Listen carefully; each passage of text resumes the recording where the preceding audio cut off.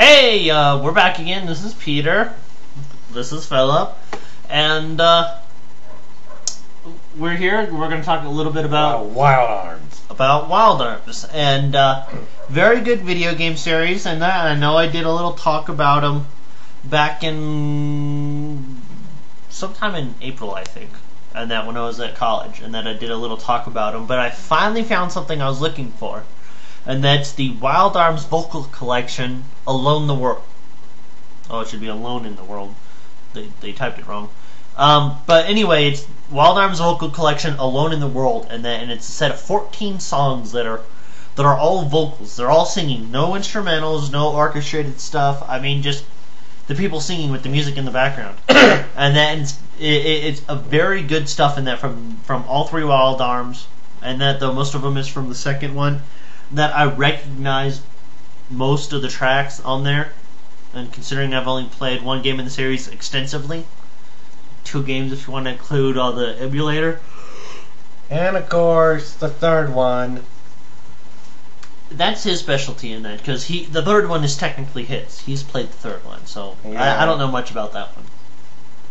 And of course, well, in Wild Arms, oftenly that always I'm a bit curious is always about the Guardians. Right. Of course, oftenly it's summoning, but not like any other. See, the Guardians are oftenly acquired into stone tablets. Right. Of course, well, maybe some to summon, of course.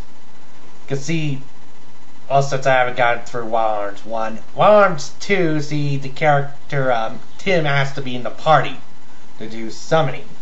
Right. See, in Wild Arms 3, the summon's already there in the command when you're equipped with the Guardian. Okay. So, it's a very interesting series. It's an RPG. And that's spanning the PlayStation and PlayStation 2, and I believe they're coming out. I believe, with the PSP. I know they're also coming out with a fifth one. Right, but it's going to be for the PS2. Yeah. Yeah, and very good series, multiple platforms, and that very good music, and that it's it's an Old West fantasy kind of setting, and that very interesting. Just a moment. They've gone to more of I guess they'd call it steampunk, and that are like Matrix, except not so much technology, a little bit less technology in that. But I mean, it's the same concept, like that and Alone in the Shell, or excuse me, Ghost in the Shell. Excuse me, Ghost in the Shell. I need to go and see the other movies on that one. One thing, except for 4, it doesn't take place much in a western. It's more like technology, like the Matrix. Yep. Ghost in the Shell is probably closer to it. Yes, because Matrix is like online, everything online, and Ghost in the Shell is online, but also offline. Yep. And that kind of like your cybernetics and your machines and everything. Most important thing that I kind of enjoy in the series are kind of the weapons they use. Right. See, example I do remember best of Wild Arms 2 because, see, only 2 of the characters had actually guns because of their because one guy uses a glove and the other one uses what seems to be a sword version of a bonnet. Right. And the other 2 were, another one only has a knife, another one uses a staff, and the other one uses an umbrella. Right. Well, the other one's a crest sorceress. And I definitely remember the crest making. Okay. Ooh, that was very good. But see, in the third one, the actual characters, the heroes, actually all have guns in the third one.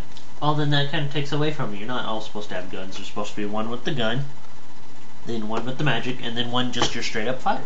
Oh, yeah, but... And that's your basic 3. I mean, guns or blades. I mean, then you can have your gun blades, but I mean, it doesn't matter. That's Final Fantasy. Yeah, but the point is you have a gun, or a sword, or a gun blade, in one guy. Then you have a magic, and then you have Straight up fighter. a straight up fighter.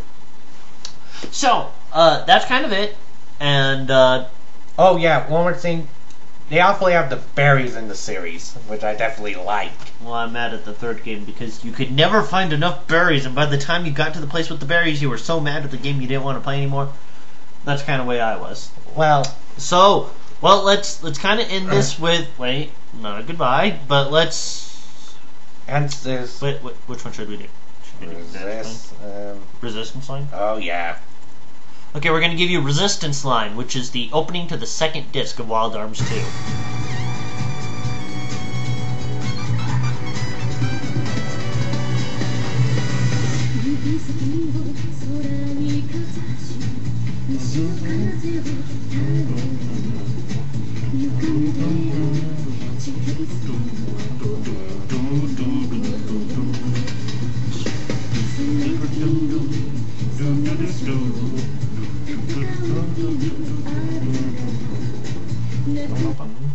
Okay, and we're going to leave it like that. It's going to be like one of those 30-second previews that they show you on the internet. And now we're going to say goodbye and say, find this album. And if you need help, contact me, and because I know I can help you find the album.